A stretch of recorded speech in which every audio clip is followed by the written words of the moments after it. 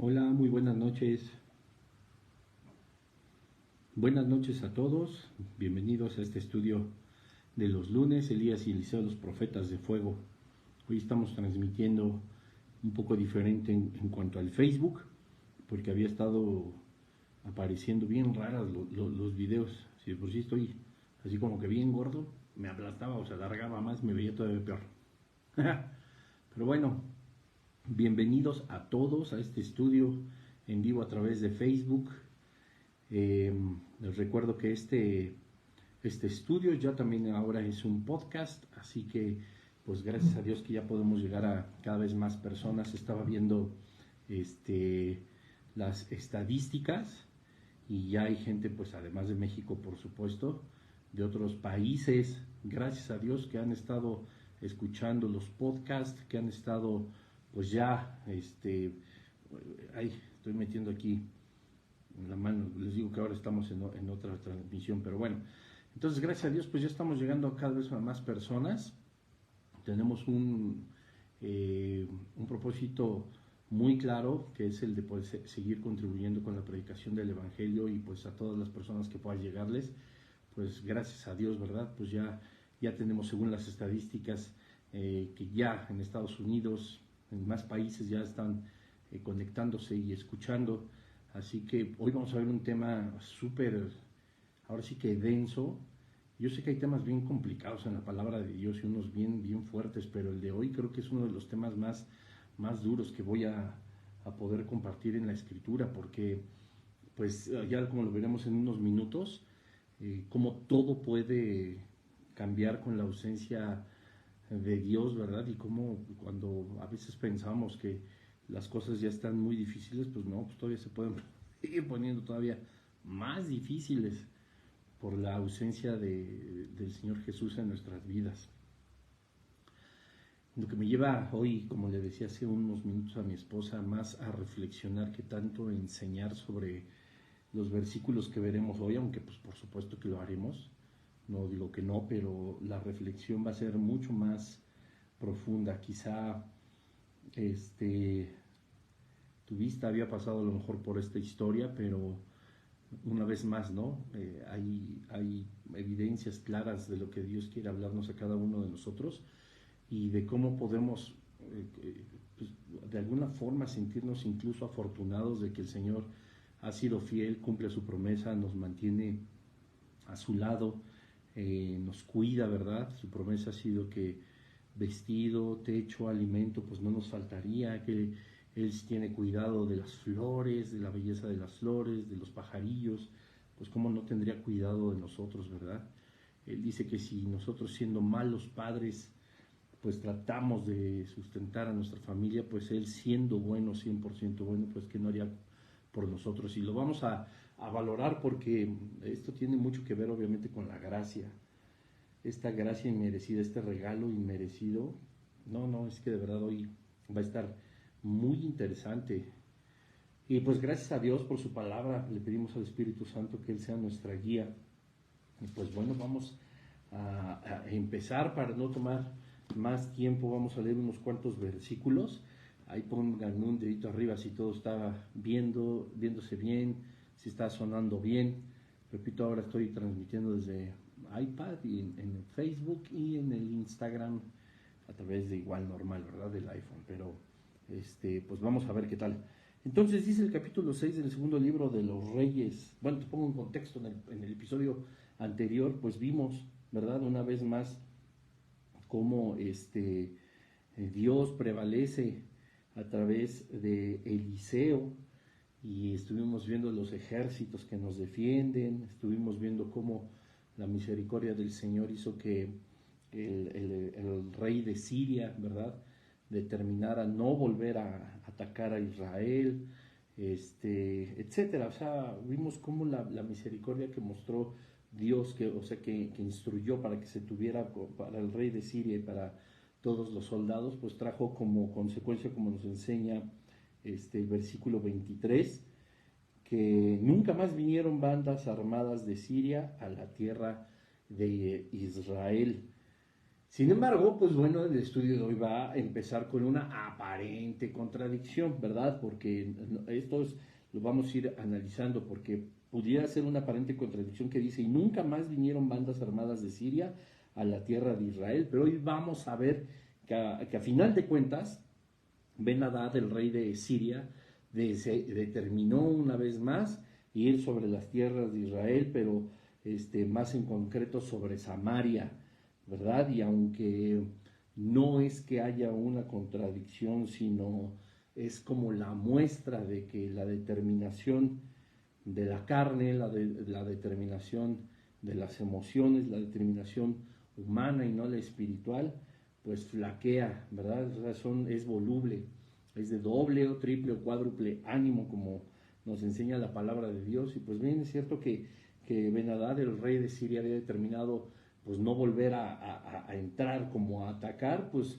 digamos que encontramos como unas atenuantes, ¿verdad? Porque en realidad no atacaron, lo vamos a estar viendo y vamos a empezar a dar lectura, si no, estaré explicando y no hemos ni siquiera entrado en contexto. Así que bueno, el versículo 24 del capítulo 6 del segundo libro de los Reyes dice así: Después de esto aconteció que Ben-Hadad, rey de Siria, reunió todo su ejército y subió y sitió a Samaria. Y hubo gran hambre en Samaria a consecuencia de aquel sitio, tanto que la cabeza de un asno se vendía por 80 piezas de plata y la cuarta parte de un cab de estiércol de palomas por 5 piezas de plata. Y pasando el rey de Israel por el muro, una mujer le gritó y dijo: Salva, rey, señor mío. Y él le dijo: Si no te salva Jehová, ¿de dónde te puedo salvar yo? ¿Del granero o del lagar? Y le dijo el rey: ¿Qué tienes? Ella respondió: Esta mujer me dijo: Da acá tu hijo y comámoslo hoy, y mañana comeremos el mío. Cocimos pues a mi hijo y lo comimos. El día siguiente yo le dije: Da acá tu hijo y comámoslo. Mas ella ha escondido a su hijo. Cuando el rey oyó las palabras de aquella mujer, rasgó sus vestidos y pasó así por el muro. Y el pueblo vio el cilicio que traía interiormente sobre su cuerpo. Y él dijo: Así me haga Dios, y aún mañana, si la cabeza de Eliseo, hijo de Safat, queda sobre él hoy. Y Eliseo estaba sentado en su casa, y con él estaban sentados los ancianos, y el rey envió a él un hombre. Mas antes que el mensajero, viniese a él, dijo él a los ancianos: ¿No habéis visto cómo este hijo de homicida envía a cortarme la cabeza? Mirad pues, y cuando viniera el mensajero, cerrad la puerta e impedidle la entrada. ¿No se oye tras él el ruido de los pasos de su amo? Vamos a dejarlo hasta el versículo 32, porque como vieron ya en el título, pues estamos hablando de los horrores de una hambruna en su primera parte. Así que lo más seguro es que no nos dé tiempo de analizar los subsecuentes versículos, así que lo vamos a dejar hasta aquí. Como pueden darse cuenta, la historia no termina en el versículo 32 ni en el 33, que sería el último del capítulo 6. Sigue en el capítulo 7, pero aún sigue siendo como el mismo tema, lo que nos da una evidencia más de lo que en algunas ocasiones hemos hablado, de que no siempre los capítulos terminan las historias o terminan los pasajes, ¿verdad? A veces puede haber, como ahorita que empezamos en el versículo 24, nuevas historias iniciando los capítulos y a veces pues es difícil, ¿verdad?, comprender, porque uno podría pensar que esta historia que estamos analizando se termina en el versículo 33 del capítulo 6, pero no, continúa en los primeros versículos del capítulo 7 y así se irán entrelazando otras historias a lo largo del capítulo 7. Estos capítulos y estos versículos pues fueron puestos solamente para una guía, para una posibilidad más clara del estudio de la palabra de Dios, ¿verdad? Pero esto no significa que cada capítulo, que cada versículo divida la historia. Lo podemos ver también mucho en el libro de los Salmos, en los Proverbios, como a veces los puntos no son puntos y seguidos, sino puntos y aparte, o viceversa, los puntos y coma están en la continuidad de un punto y coma está en otro renglón, etcétera. Son cosas gramaticales que pudieran distraernos de una idea general, pero pues nosotros ya sabemos, ¿no?, cómo es esto. Tenemos que profundizar, tenemos que estar viendo la palabra de Dios en todo su contexto, no nada más en un pedacito y sacar como dicen por ahí, un texto fuera de contexto para generar un pretexto. Así que bueno, pues miren, como les decía, pues el corazón de Ben-Hadad, el rey de Siria, pues había dispuesto, ¿verdad? Porque la palabra de Dios no tiene errores ni contradicciones, había dispuesto no volver a atacar con armas a Israel, pero dice, después de esto aconteció que sí, Ben-Hadad, rey de Siria, reunió una vez más a todo su ejército y subió y sitió a Samaria. ¿Y qué dice el versículo 25? Fíjense, aquí no está hablando de una guerra, no está hablando de un ataque, pero sí de algo que hizo. Y hubo una gran hambre en Samaria a consecuencia de aquel sitio. Dice su ejército y subió y sitió a Samaria. ¿Qué quiere decir que sitió? Es decir, la rodeó, ¿verdad? No permitía ni la entrada ni la salida de ningún otro samaritano, a lo mejor de ninguna otra parte de Israel, a lo mejor de ninguna otra cultura, etcétera. Todo estaba completamente sitiado y por supuesto no podían salir alimentos, pero tampoco podían entrar, ¿verdad? Entonces dice el versículo 25 que hubo una gran hambre en Samaria.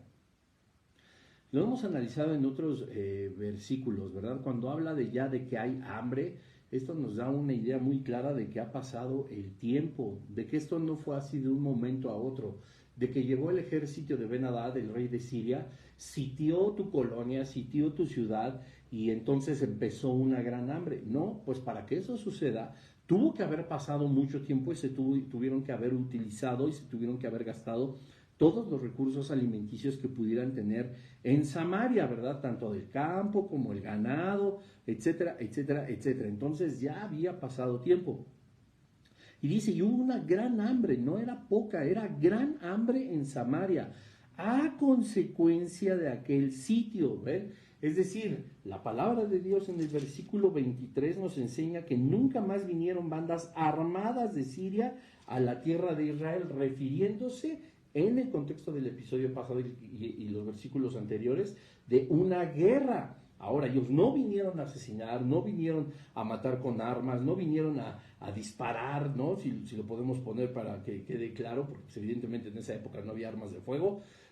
No vinieron a eso solamente y acordonaron, sitiaron la ciudad. Y entonces dice, tanto era la gran hambre que había, tanto era una hambruna ya totalmente declarada, que la cabeza de un asno se vendía por 80 piezas de plata y por y la cuarta parte de un cab de estiércol de palomas por 5 piezas de plata. Cuando estaba estudiando, pues yo dije, bueno, ¿y qué caramba es un cab de estiércol de palomas, no? O sea, ¿por qué vendían el desecho, verdad, de las palomas? Pero no.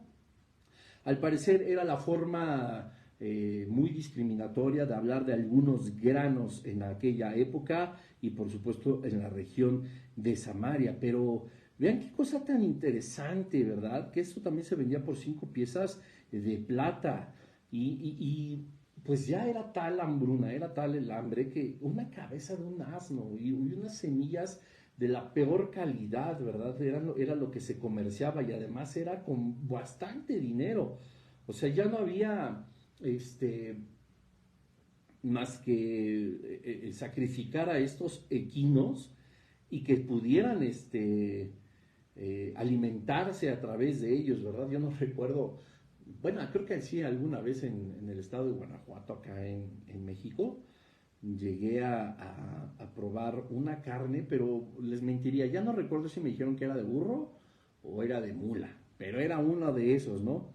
Pero yo me pongo a pensar, o sea, ya cuando la gente empieza a comerciar, pues eso era, digamos, como una comida que se servía en la sierra lejana de ese estado tan hermoso, y bueno, pues uno iba como de curioso a comer, etcétera, en algún restaurante, por supuesto, pero no es que pues, fuera la alimentación de los guanajuatenses, ¿no? Y mucho menos de esa región, pero sí llegaban a cocinarlo. Pero bueno, me refiero justo a eso porque aquí lo que estamos viendo es que la gente para poder sobrevivir la hambruna, para poder seguir comiendo, para poder seguir fortaleciéndose, sí comerciaban justamente con estos animales, sí comerciaban justamente con estas semillas de tan baja calidad que seguramente si tenían el sobrenombre de cab de estiércol de palomas, Así me imagino que se veían, así me imagino que olían y seguramente así sabían. La verdad es que pues estaba seria la cosa, ¿verdad? Pero podemos pensar, bueno, ya había pasado también con Acab, estamos hablando ahora de Joram, ¿verdad? De Joram de Israel y el hijo de Acab y de Jezabel, que pues también hacía lo malo delante de los ojos del Señor, aunque hemos visto una vez más en los episodios anteriores también la misericordia de Dios, cómo buscaba siempre su corazón y mostrarle que pusiera su confianza en él, ya que él podía, por supuesto, cumplir todas las promesas de incluso entregar los ejércitos, en este caso, el de Siria, ¿verdad? Como lo vimos. Pero bueno, dice el versículo 26, y pasando el rey de Israel por el muro, una mujer le gritó y dijo, salva, rey, señor mío, ¿verdad? O sea, él iba pasando por estos muros, los famosos muros de Israel, pues por supuesto, los del muro de Israel, y se encuentra con esta mujer y pues seguramente estaba muerta de hambre, estaban ya todo el mundo en desesperación, lo vamos a ver, estaban ya pues cansados de que no hubiera alimento, porque estaba sitiado, o sea, no había cómo generar más cultivos porque no podían entrar más semillas, no podía nadie salir a comprar absolutamente nada, nadie podía entrar a vender absolutamente nada, o sea, el gran tiempo que tuvo el ejército de Ben-Hadad sitiada toda Samaria, pues los quebró, ¿verdad? Los dejó, ahora sí que muertos de hambre, y ya había una gran desesperación, y la mujer le grita, sálvanos, sálvame, rey, le dice, ¿verdad? Pero el rey le dijo, si no te salva Jehová, ¿de dónde te puedo salvar yo? ¿Del granero o del lagar? O sea, esto era algo bien curioso porque, repito, él sabía, ¿no?, que Dios era Dios, que Dios existía, pero en su corazón nunca tuvo la intención de ser un fiel seguidor de Jehová de los ejércitos, porque él seguía practicando todo lo malo delante de los ojos del Señor, aun cuando el Señor era misericordioso con él y se mostraba, ¿verdad?, que cómo quería Dios su corazón, que le entregaba los propios ejércitos, aun cuando él seguía dándole la espalda. Y le dice, pues de un tono muy cínico, bueno, pues que te salve tu Dios, ¿no? Si él no te salva, le dice, ¿de dónde quieres yo que te salve? Si Dios, que es Dios, no puede salvarte de lo que están haciendo, de esta terrible hambruna, pues yo qué voy a hacer, te voy a dar del granero, te voy a dar del lagar, finalmente no hay absolutamente nada, ¿verdad? Y dice el versículo 28, y le dijo el rey, ¿qué tienes? Ella respondió, esta mujer me dijo, ojo aquí porque parecería un poco enredado el versículo, o en su momento a mí me lo pareció, pero aquí ya hay una tercera persona. Es decir, la primera persona es Joram de Israel, el rey que va pasando cerca del muro, se encuentra con una segunda persona que es una mujer que le pide que le ayude, que le dé de comer. La primera persona del rey de Israel le dice, no tengo, si Dios no te salva, pues yo qué puedo hacer por ti. Y le dice, ¿qué pasa? El rey le pregunta a la primera mujer. Aquí aparece en escena otra mujer con la que tenía diálogo la primera mujer. Espero que me esté dando a entender, ¿verdad? Dice, ¿qué tienes? Ella respondió, esta mujer, es decir, la mujer decía de otra mujer.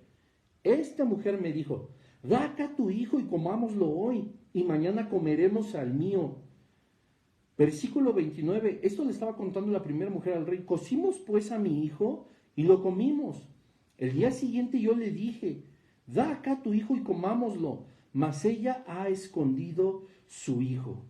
Cuando el rey oyó las palabras de aquella mujer, rasgó sus vestidos y pasó así por el muro, y el pueblo vio el cilicio que traía interiormente sobre su cuerpo. O sea, el mismo rey, aquel que hacía lo malo delante de los ojos de Dios, aquel que no quería reconocer a Jehová como Jehová de los ejércitos, seguirle, etcétera, etcétera, estaba abrumado por escuchar la historia de esta mujer. Si bien es cierto, nosotros ya podemos estar completamente sorprendidos acerca de qué tan grande era esta hambruna, que ya había comercios de cabezas de burros, de que bebía semillas de pésima calidad, que solamente buscaba la gente llevarse algo a la boca, lo que tuviera, era tan grande, tan desesperante y tan llena de la ausencia de buen alimento, y esto lo vamos a traducir a la palabra de Dios, que empezaron a corromperse de tal manera que se comían a sus hijos. Ahora, yo dije, bueno, es que no, esto tiene que ser una alegoría. Esto tiene que ser algo así de, bueno, pues vamos a decir que a lo mejor los hijos son mis frutos y es el árbol y es, etcétera. No lo sé, o mis ganados. Discúlpenme, no sé a qué a lo mejor en primera instancia nos podemos enfocar, ¿verdad? No, estaba hablando verdaderamente de que estas mujeres cocinaron al hijo de la primera y se lo comieron. Y ella, después de haberse comido a su hijo y haberle convidado a la comadre, llegó al otro día y le pidió a la comadre, ahora saca tú tu hijo, porque toca que nos comamos ahora el tuyo. Pero la segunda mujer, la segunda madre, lo escondió. Y ella se estaba quejando, o sea, aquí es donde les decía que entra una forma más que de enseñanza bíblica, una reflexión de cómo el pecado, cómo la falta del alimento espiritual, cómo el estar muertos de hambre en el espíritu empieza a cauterizarnos tanto la conciencia, tanto el corazón, etcétera, etcétera, que lo único que estamos haciendo es pensar en las cosas más irreales, en ofender cada vez más al Señor. Ellas ya no tenían conciencia. La mujer decía, bueno, pues ¿qué tienes? Bueno, yo tengo un hijo y tú también. Pues hoy nos echamos al mío, mañana nos comemos al tuyo. La otra mujer todavía alcanzó un poco a reflexionar y dijo, ¿qué estoy haciendo? Mi hijo no. Y entonces entró y escondió a su hijo, lo que molestó a la primer mujer. Pero qué cosa tan impresionante. Y te repito que el mismo Joram de Israel, aquel que hacía lo malo delante de los ojos de Dios, estaba absolutamente aterrorizado por los horrores que esta hambruna había provocado en su pueblo.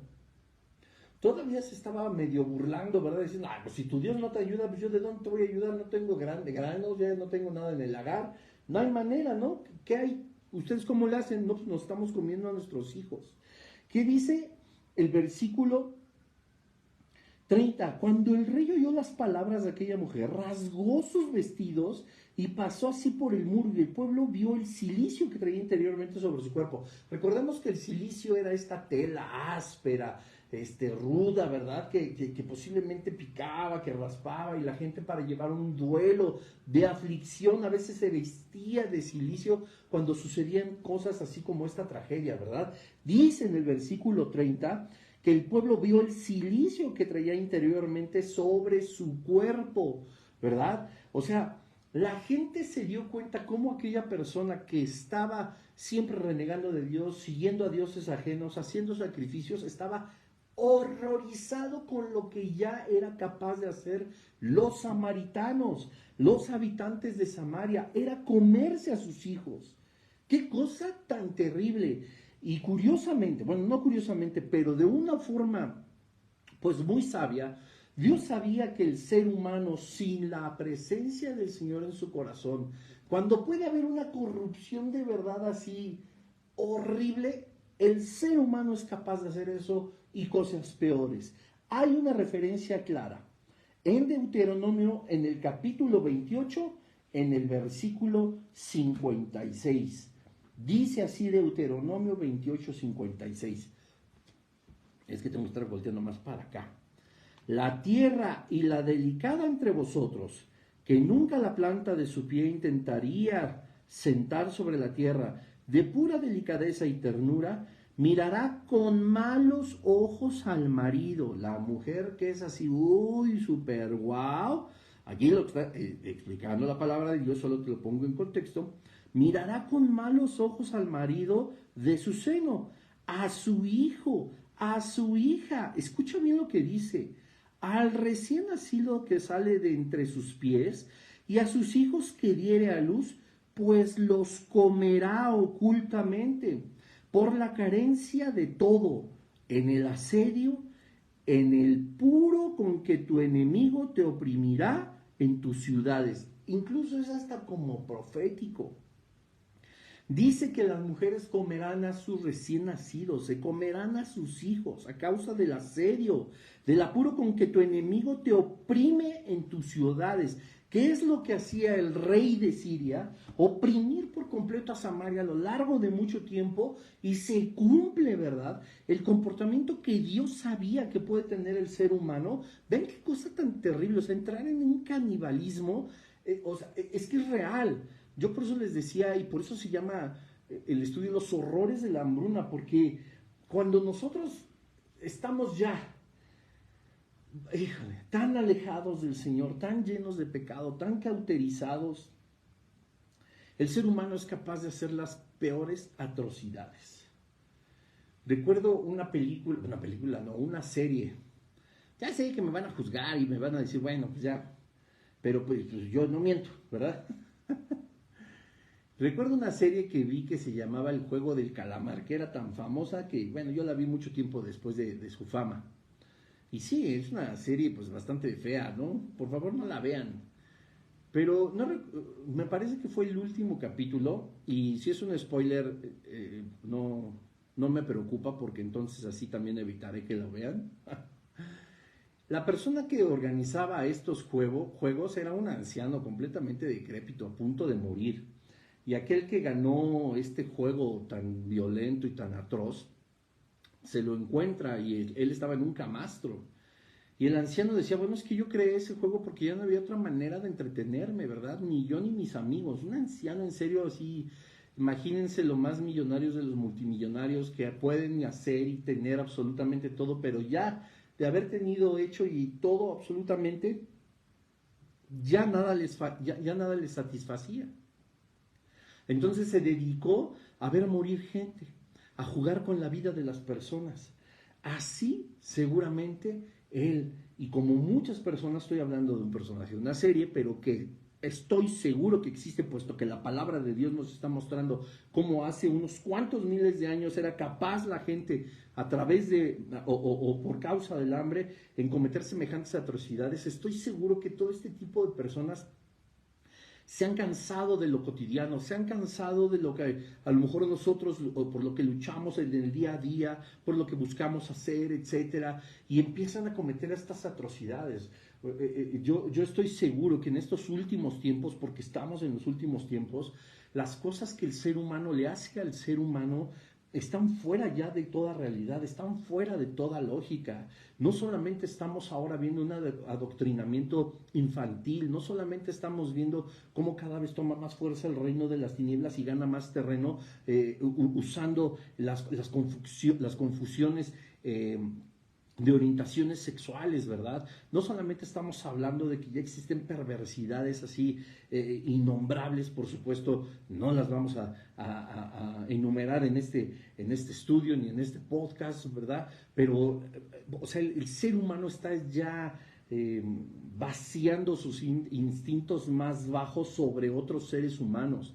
A veces, o antes, era tan sorprendente escuchar sobre un secuestro, una persona que tenían cautiva en una habitación hasta que pagaran dinero, después fueron violaciones, después fueron, yo le decía apenas a un amigo que no solo los hechos como están sucediendo están normalizando absolutamente todo, sino la violencia con la que ya la delincuencia se mueve es algo que no tenía precedente, ¿verdad? O sea, siempre han sido delincuentes, siempre han sido asesinos, ha habido sicarios, ha habido gente de cárteles de droga, terroristas, etcétera, etcétera, gente que se hace explotar a sí misma, etcétera, pero ahora sigue lo mismo, porque esa es una realidad, pero la violencia con lo que lo hacen, la frialdad, la sangre completamente congelada, el poco aprecio por cualquier vida humana, por cualquier vida animal, personas divirtiéndose, desmembrando a lo mejor animales, discúlpenme ser tan explícito, personas que no tienen ningún reparo en acuchillar a alguien en la calle, de meterle de tiros, de golpearla hasta la muerte, de tomar o cualquier arma, ¿verdad? Y utilizarla diestra, siniestra, o sea, y permanecer pues como si nada, ¿verdad?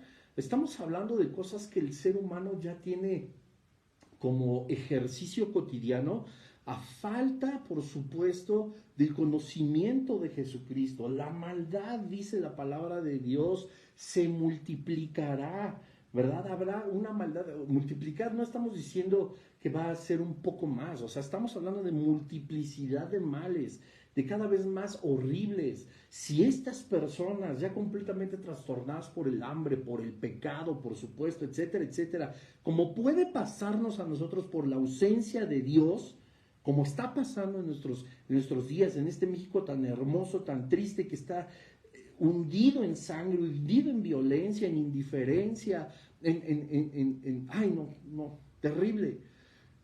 Esto solamente es la ausencia de Dios en el corazón del ser humano. Y ha llegado tanto que yo estoy seguro que así como estas personas por desesperación se llegaron a comer a sus hijos, yo estoy seguro que hay gente como este personaje de esta serie que les hablaba, que seguramente también comió, ¿verdad? Ser humano, fueron caníbales, y dijeron, pues bueno, ya probamos de todo, ahora a ver a qué sabrá esto, cómo será tener relaciones íntimas con un menor de edad, con un niño, el bestialismo, la necrofilia, ay, no, cosas tan asquerosas y tan terribles que el ser humano es capaz de hacer, y que cada vez se evidencian más. Y esta parte de canibalismo, bueno, incluso la religión tradicional sigue haciendo exactamente lo mismo. Lo veremos, como cada episodio digo, en la serie que sigue, ¿verdad? Acerca del catolicismo romano, cómo la transubstanciación se convierte, y no quiero spoilear más, pero se convierte literalmente en un canibalismo, sabiendo que desde Deuteronomio, cuando Dios inspira a Moisés para escribir el Pentateuco, estaba establecido que llegará los sitios a las ciudades, a la desesperación, que aquel recién nacido, que el hijo que tienes entre tus pies será devorado por ti, ¿verdad? Y la mujer, aquí volviendo al tema, le decía a Joram, pues es que esta señora, ¿no? Pues quedamos de comernos a nuestros hijos, nos comimos al mismo día cuando tuve hambre y me quise comer el de ella, la señora ya no estaba tan cauterizada, dándole la queja al rey como diciendo, vaya usted y consígame al hijo que me corresponde comer. Y repito, esta persona completamente en contra de los principios del Señor estaba afligido, angustiado por ver la cantidad de maldad que se había multiplicado en Samaria y lo que ya eran capaces de hacer absolutamente. No, qué cosa tan terrible. Cada noticia que hay, pues no sé, a veces, ya, ¿verdad? Ya otra vez, ya uno como que pierde la capacidad de asombro, ya como que uno dice, bueno, pues otra vez, ¿verdad? Y el día que llegue a suceder todo esto, ojalá y el Señor venga por su iglesia antes. Señor Jesús, ven ya nos urge, ya estamos a nada.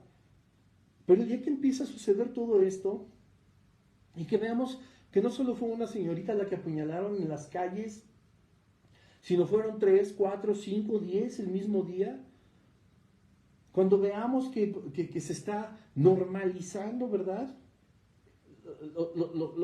Ay, no, pues, la mayor perversión de querer cambiar de sexo a los niños, de tomarles la palabra que como si ellos supieran de qué estamos hablando, de que si es mujer, de que si es hombre, de que puede ser lo que quiere, y que si quiere ser un perro puede ser un perro, y si quiere ser una jirafa puede ser una jirafa, o el niño mujer, o la mujer niño, y normalizar absolutamente todo esto. Al rato ya van a permitir, por supuesto, que una niña, un jovencito, un niño de 8 años pueda casarse con alguien de 50, de 60, con alguien con la mente completamente torcida, pervertida.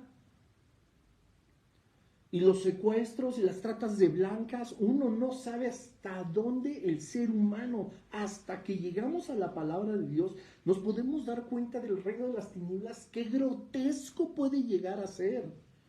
Y a nosotros se nos ocurre sitiar nuestra propia ciudad, hacer de nosotros mismos una hambruna, no comer el alimento de Dios, no pasar tiempo en su presencia. Diario, a ver, familia, diario todos metemos la pata de tal forma que para Dios pecado es pecado, y todos en todo momento estamos propensos a cometer un error, a pecar de tal manera. Y tú me puedes decir, pues sí, pero a lo mejor lo que yo hago no tiene nada que ver con comerme a otro ser humano. Pues no, Posiblemente no, porque te repito, si es algo grotesco, el mismo Joram de Israel se quedó atónito, pero pecado es pecado y nos hemos cauterizado tanto que así caminamos y somos indolentes y somos indiferentes y somos impacientes y somos iracundos y bueno, tantas cosas y chismosos, argüenderos y hacedores de nuestra propia voluntad. Y estamos, en serio, graves. Si nosotros pudiéramos ver estos pecados que no son tan serios como comerse, por supuesto, a un hijo, como asesinar a personas o hacer las cosas más grotescas y horrendas, impensables por el hambre espiritual, porque no podemos nosotros concebir que debemos de estar todo el tiempo en luz y no en tinieblas. Si pudiéramos nosotros ver lo que significa el pecado para el Señor, la gravedad con la que nosotros, ya, o más bien la indiferencia que se vuelve tan grave como nosotros caminamos en esta vida pecando, es que no estamos lejos.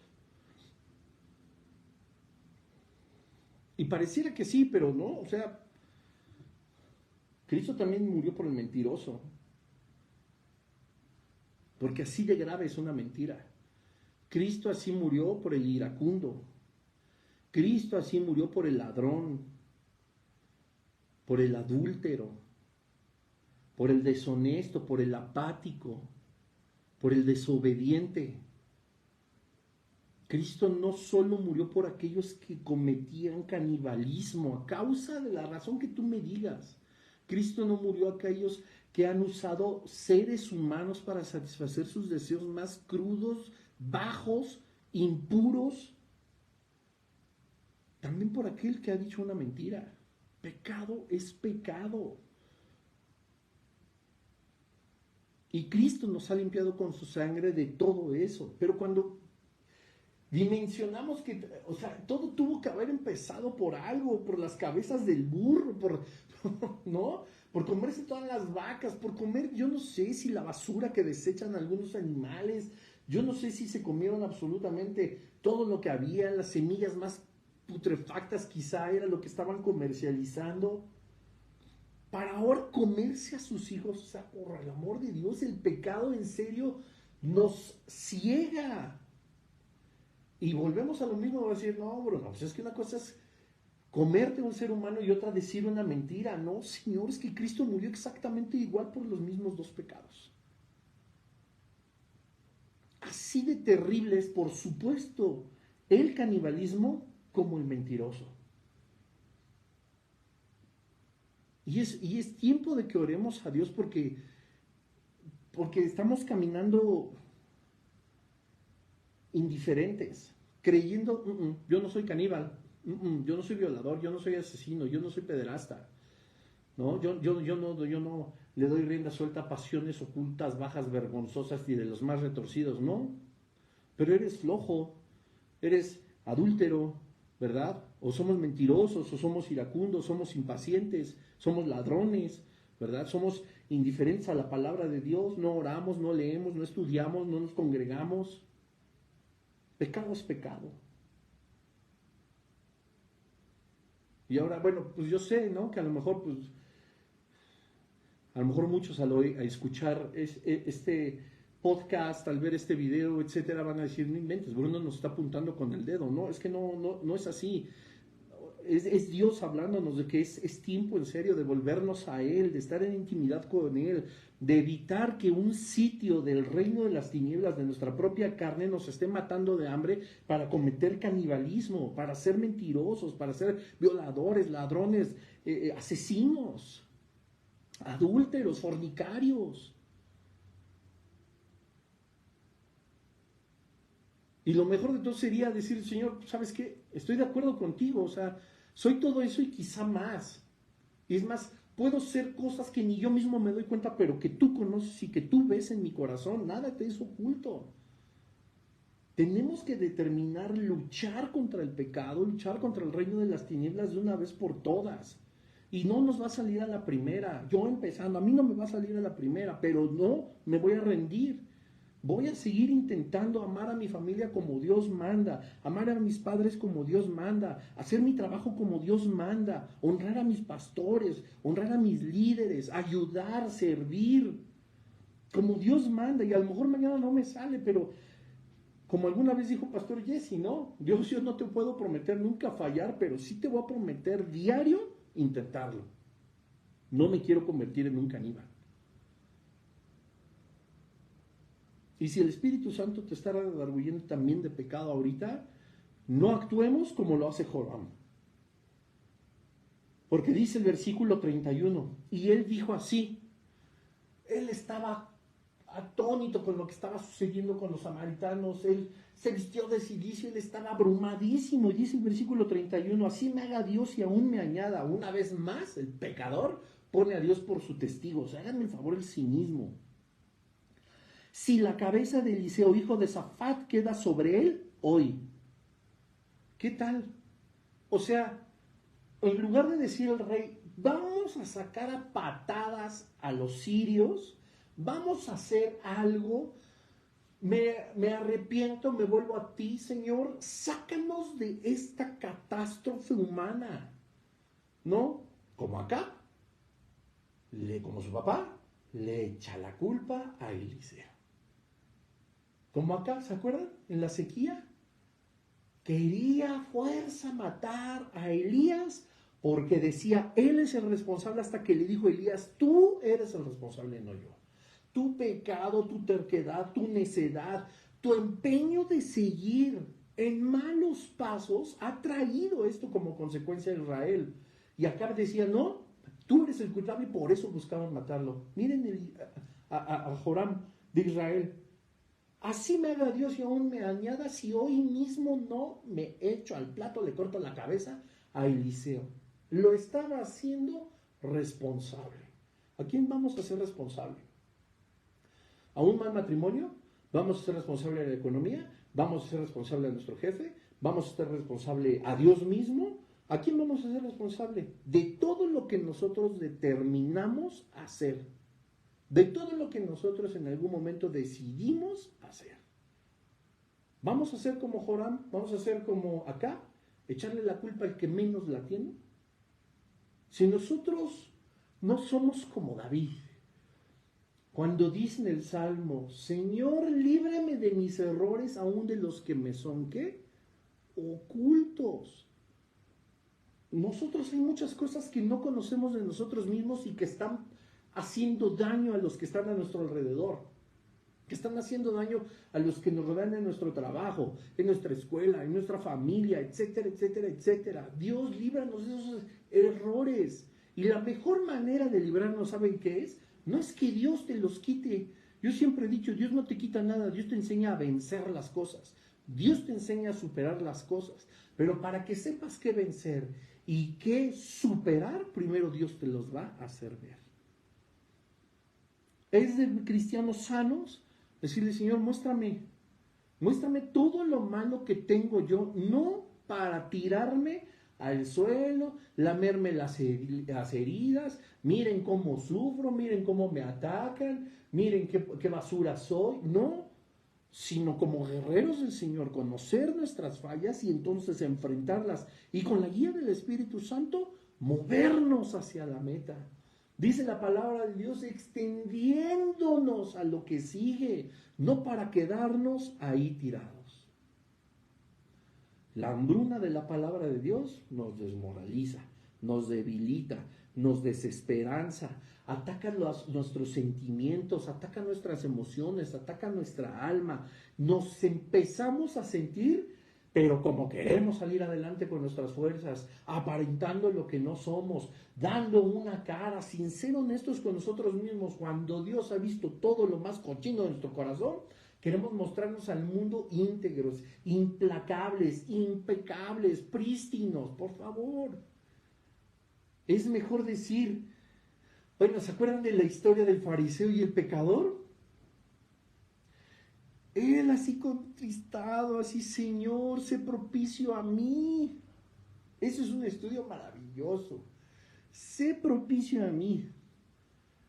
Riley tiene en su libro La Santidad un estudio maravilloso de esas palabras. Y el otro, Señor, yo te doy gracias porque no me hiciste como este pecador. Te doy gracias porque yo tengo cara para venir a adorarte y alabarte. Y el otro, sabiendo la clase de pecado que podía tener dentro de él y sabiendo que Dios lo conocía, le decía: Señor, sé propicio a mí. Se humillaba. ¿Quién era el más grande? ¿Quién cree que salió adelante? Los horrores de una hambruna espiritual son indescriptibles. Y me puedes decir: uy, no, pues por eso me metí al cristianismo. Yo no veo a los mundanos, ¿verdad?, pensando en que esto es algo tan desgarrador, tan fuerte, tan feo. Pues porque no conocen lo más noble, lo más puro, lo de mejor nombre, lo más santo, lo más grande, que es Cristo Jesús. Para